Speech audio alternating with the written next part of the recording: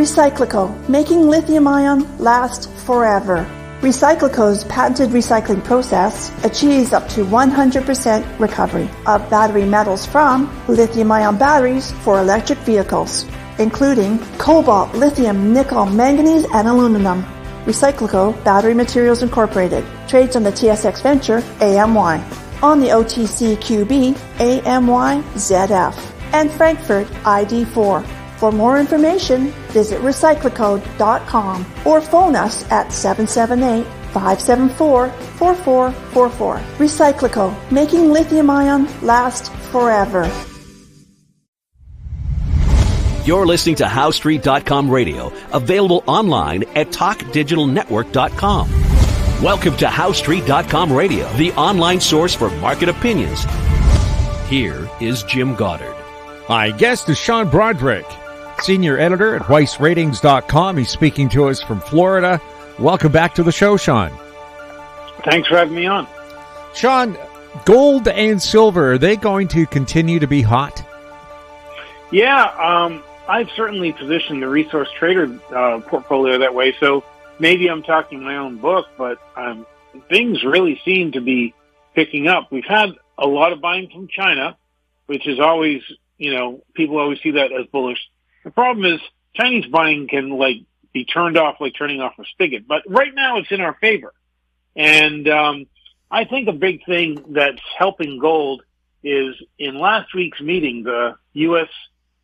Federal Reserve really penciled in 3 rate cuts this year. They reiterated that's what they're aiming for. And the first one should be in June. And so people are starting to anticipate that. As interest rates go up, commodities usually struggle. As interest rates go down, commodities usually do better. That's because commodities don't pay interest. So with the broad market expecting interest rates to go down, then that should be bullish for commodities, especially ones like gold. Anything going on with uranium? No. We did see a bounce off support around 85. It's up around 88 as you and I talk right now. It could go back down, could go up. It's certainly off the highs that it hit not too long ago. And that seems to have sucked all of the optimism out of the market. I still think the fundamentals look excellent. We only have 2 uranium positions on. We took profits on a whole bunch more. I'm not adding more until I see stocks really turn around. I haven't seen that yet. I still think this is going to be a great year for uranium. It's just at the present time, money is looking at other things. I think Bitcoin, frankly, is sucking away a lot of the interest that we'd see in uranium right now. That's where a lot of speculation seems to be going, is into not only Bitcoin, but the altcoins as well. Going back to gold and silver, will the junior miners ever pick up? They've started to, though not nearly as much as you might think, considering what's happened with the price of gold and the price of silver. I mean, they look better. One thing you have to remember is that many of these companies keep issuing shares, not maybe on a regular basis, but a semi-regular basis. And every time they do that, they dilute shareholders. And so they get less cash flow per share. And that's kind of what we see in a lot of these companies. You're looking at them and saying, geez, this thing's at a multi-year low. Why isn't it going higher? Well, how many shares does it have now versus how many shares it had back then? If it's created 100 million shares in the meantime, you can see why that's happening. So, I like some great junior producers. I'm not buying junior explorers. I'm still not at that stage. Maybe that stage will come. But right now, we're at the stage where the price of gold is going higher, and you can make excellent money, I believe, in both the larger producers and the mid-cap producers as well. So I'm not moving down the scale yet, but that doesn't mean that it won't come soon. It's just right now, that's not what really looks active right now. But I think that will happen eventually. Mexico's talking about banning open pit mines. What does that do to the supply of silver? I believe Mexico is one of the world's biggest producers. Yeah, they're talking about it. Will they really do it? I mean, I have to think once they realize what that's going to do to their mining industry, that'll be, that would be quite a change. I don't know whether I believe they're actually going to do it. They might be wanting something else. It's hard to say. So I'm not actually worried about that right now. If it starts to get traction, then I'll worry about it. But right now I'm worried about other things instead. Now, I know open pit mines look horrible while they're doing it, but in Alberta, where they've had open pit mines, they've turned them into provincial parks where that mine becomes a giant lake stocked with fish surrounded by beautiful trees. You just have to make sure the mining company, restores it back to the way it was. Make that part of the contract. Right. And we have to remember this plan comes from Mexican President Andres Manuel Lopez Obrador. There you go. There's his name, right? But it's really like he dropped a dead ball in the room. It's not like anyone's really ready to pick that up. So, when did he propose that? Was it February? I think sometime.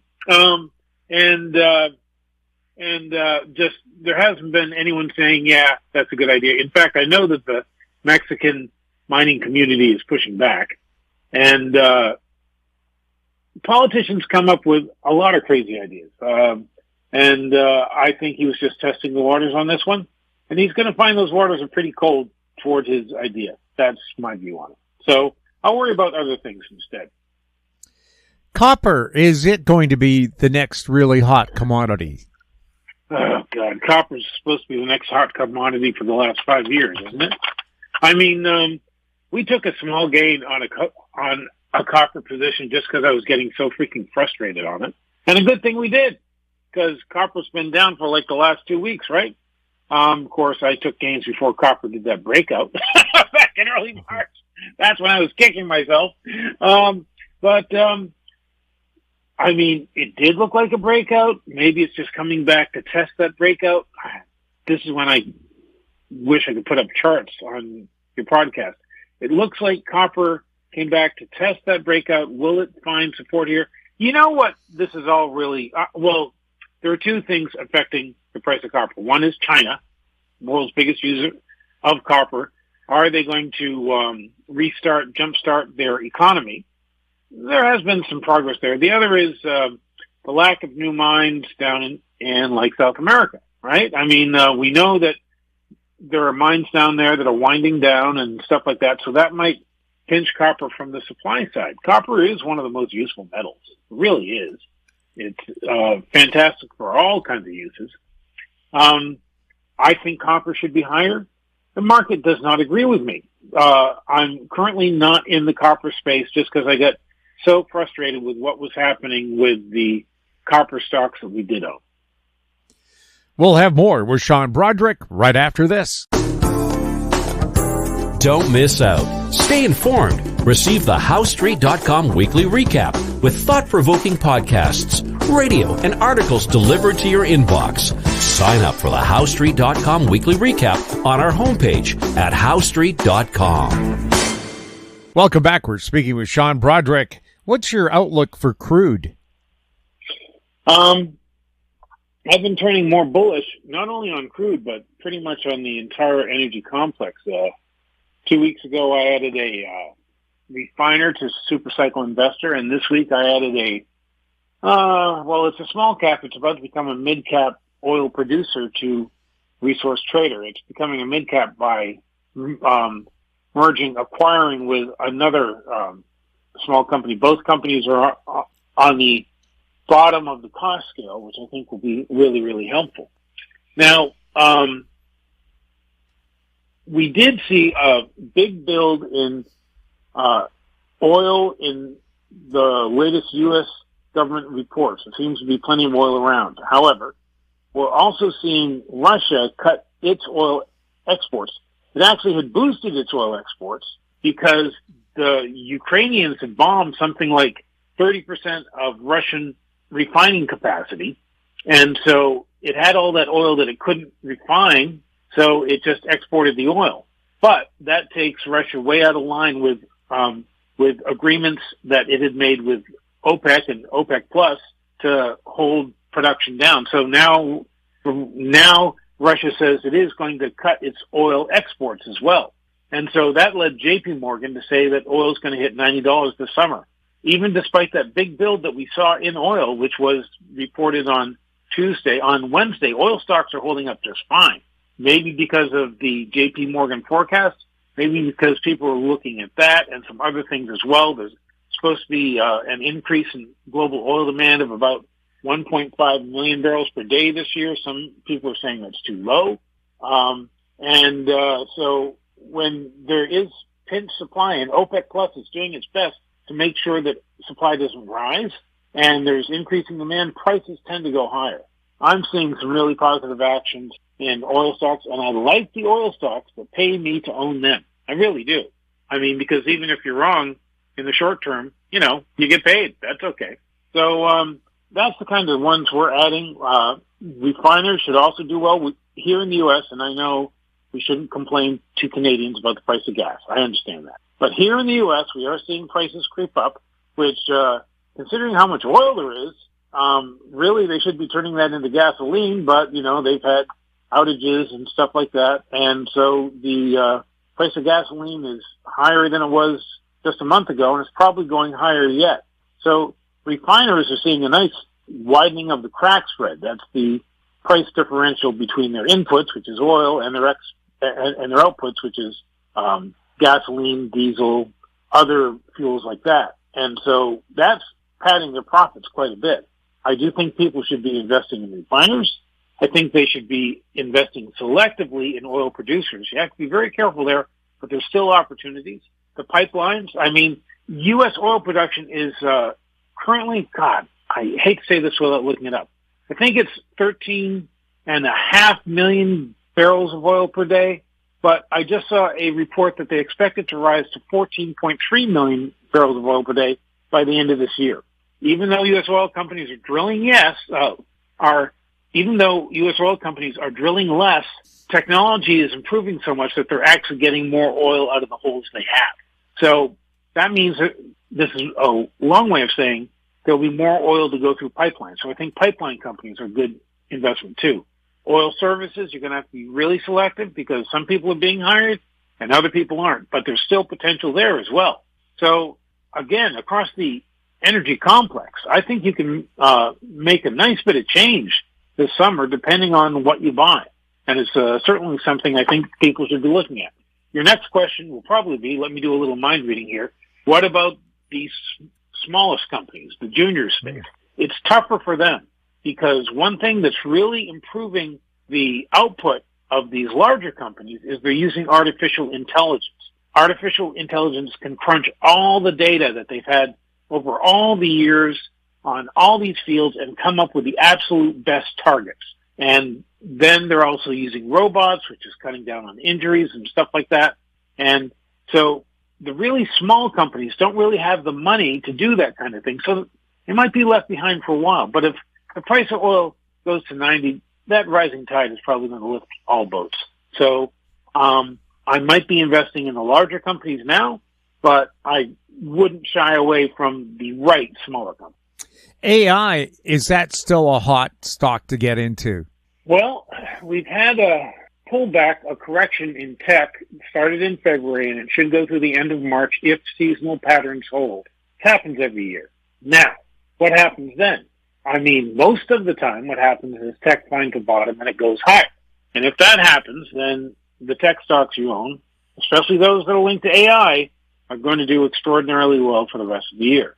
I believe we're in a new tech supercycle. We saw it with the telephone. We saw it with transistors. We saw it with personal computers. We saw it with cell phones. We're seeing a new tech supercycle now, and it's led by artificial intelligence. And it doesn't have to be computer companies. It doesn't have to be software companies. We're seeing artificial intelligence used in all sorts of things, including the aforementioned oil companies, but also drug research companies, medical treatment companies. All these different companies are using artificial intelligence. And so, yeah, I think it could be extraordinarily good. Now, one thing I just read today is that using AI, the bad guys are just bombarding banks right now, hacking into their systems and just making life miserable for them. What does that mean to me? That means certain cybersecurity companies, the ones that actually, work on that kind of thing, are going to do very, very well. So don't think that a company has to have AI in its name or its business statement to think that it's going to do well on the AI trend. A lot of cybersecurity companies are going to do very, very well on it. And so look around, keep your mind open. But yes, AI will be a booster for many stocks going forward. Will the plan to rebuild America get another boost with the Francis Scott Keys Bridge disaster? It should. We'll see what happens. And I just want to take people on a little trip down memory lane. And of course, this depends on my memory, which is about as good as a rancid piece of Swiss cheese. But there was a bridge in Minneapolis that fell down. And you may remember that it was back during the Bush administration. When that happened, like the next week, the U.S. Congress passed a spending bill, it was hundreds of millions of dollars, passed it unanimously, and Bush signed it. And so that was a big boost. Can that happen in today's Congress? Republicans really don't want to have anything happen that makes Joe Biden look good. And getting a new bill to rebuild the bridge would make Joe Biden look good. So real action on that may have to wait until after the election. I'm sorry to say that, but that's just the way it goes. Now, could we have someone new in the White House? Maybe. Could we have a new Republican Senate that's going to hold things down? Maybe. It's almost for certain that the Republicans will lose the House of Representatives. But if it's a divided Congress, we might not get the action on that we'd like to see. Personally, I would love to see the government rebuild that and rebuild it in a way so it's harder to knock down. Nothing will ever be completely safe, especially the way they build these giant ships that are overloaded to the gills. But there are things they could do to make the bridge better. And I hope they do it. It just, action may be put off. That said, we are seeing the reindustrialization of America proceed at a rapid pace. There was spending passed 2 years ago. A lot of it's just starting to be spent now. We have stocks in the portfolios that are really reaping the benefits of it, doing very, very well, everything from roads to construction machinery to you name it. There's a lot of stuff. And if interest rates come down, as I talked about earlier, then we'll start to see more home building and stuff. So that'll boost things as well. And also as interest rates come down, companies can afford to build new factories. So lower interest rates will help a lot of these things. So I'm not expecting anything immediate on the Francis Scott Key Bridge, but I do expect something eventually. And, again, that depends on who ends up where in like Washington, D.C. And certainly the reindustrialization of America, which is already underway, is proceeding at full speed. Cannabis, is it going to be legalized federally in the U.S.? Eventually, but as the old saying goes, eventually we're all dead. Now, this said, I have a cannabis stock in my personal portfolio, and it's doing very well. I think that you can invest in these stocks selectively.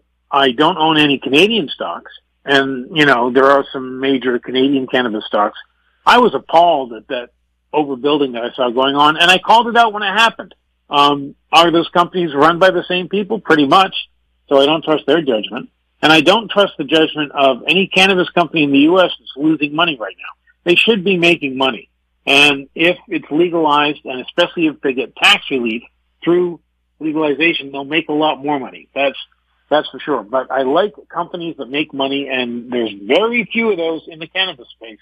So if you invest in that space, you should be very careful. Cocoa, were you in on that? Because the prices there are gone nuts.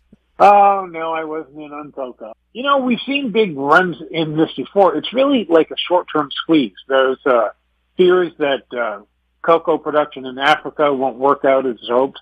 So the price just jumps up. We've seen prices in the stores jump up, even though that was made with cocoa that was purchased long ago. So how come they're raising prices on that candy when the inputs, we're cheap. Well, they're doing it because they want to make profits. So eventually it'll go high enough that people will change their consumption, and then the price will come back down. It would have been a nice thing to be riding, but I'm not sure exactly how I do it since I deal mainly in equities. I used to have a future service. Then being long cocoa would have been great. But right now, I'm just watching it from a distance, seeing what happens. And maybe the Easter Bunny will bring some relief, maybe not. Truth Social went public, raising anywhere, depending on what time of the day, $3 to $11 billion. Is it a good stock to get into? No. Do you want more of an explanation on why that is? How to explain Truth Social? Okay, that's a company that had a huge jump in its market cap, right? But it has practically no revenue, and it's losing money like a sieve. Just a tremendous amount of money. Trump Media generated just $3.4 million of revenue through the first 9 months of last year, right? And that company lost $49 million over that time span. And now the market thinks that Trump Media is worth $13 billion. Now, I did read that this is one of the hardest stocks to short. It really is. They make it very expensive to short this one. So I'm not sure I'd want to do that, but I sure don't want to buy it. Now, it's a meme stock. Meme stocks can make tremendous gains until things fizzle out, and maybe people are in on that and they want to do it. Good luck. I hope things work out for you. I hope you don't lose your shirt, but I have to say this looks like a disaster in the making. Sean, thank you so much for chatting with us. It's my pleasure. My guest has been Sean Brodrick, Senior Editor at WeissRatings.com. If you have any questions for Sean or for any of our guests, you can send them to info@HoweStreet.com. Our YouTube channel is Talk Digital Network. Find us on X at Howe Street. We're also on Facebook. I'm Jim Goddard. Thank you for listening. Comments made on HoweStreet.com radio are an expression of opinion only and should not be construed in any matter whatsoever as recommendations to buy or sell any financial instrument at any time. Available online at TalkDigitalNetwork.com. HoweStreet.com radio is a production of Howe Street Media Incorporated.